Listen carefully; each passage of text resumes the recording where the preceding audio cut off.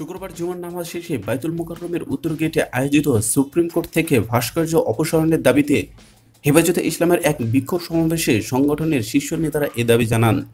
এ সময় ঢাকা মহানগর হেফাজতের মহাসচিব মাওলানা জুনায়েদ আল হাবিব বলেন, সাহস কত সুলতানা কামালের। তিনি বলেছেন, ভাস্কর্য না থাকতে দিলে মসজিদ থাকতে দেওয়া হবে না। সুলতানা কামাল রাজপথে নেমে দেখুন, আপনার হাড্ডিগোস্ত রাখা হবে না। তিনি বলেন, প্রধানমন্ত্রীর মসজিদগুলোয় সৌর বিদ্যুতের ব্যবস্থা করেছেন, প্রত্যেক উপজেলায় একটি করে মসজিদ বানানোর ঘোষণা দিয়েছেন। সুলতানা কামালকে 24 ঘন্টার মধ্যে গ্রেপ্তার করতে হবে, তা না হলে সুলতানা কামালকে নাসরিনের মতো দেশের বাইরে পাঠিয়ে দিন। সুলতানা কামালের দেশ বাংলাদেশ নয়। জুনায়েদ আল হাবিব আরও বলেন, আমি বলতে চাই, বদরের যুদ্ধ কিন্তু রমজান মাসে হয়েছে, তেমনি মক্কায় যত মুক্তি সরানো হয়েছে সেটাও রমজান মাসেই। প্রধানমন্ত্রী ও প্রধান বিচারপতির উদ্দেশ্যে হেফাজতের মহাসচিব বলেন, আপনারা মূর্তি এখান থেকে সরাবেন নাকি আমরা আসব? আর যদি আমাদের আসতে হয় তাহলে বাংলাদেশ পূজা মণ্ডপ ছাড়া আর কোথাও মূর্তি রাখা হবে না।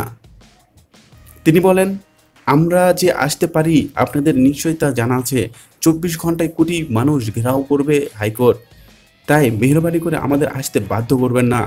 আমরা যেদিন আসব পুলিশ ঠেকাতে পারবে না, আমরা কাফনের কাপড় নিয়েই আসব।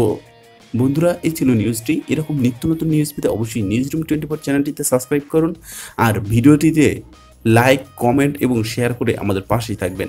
ধন্যবাদ সবাইকে।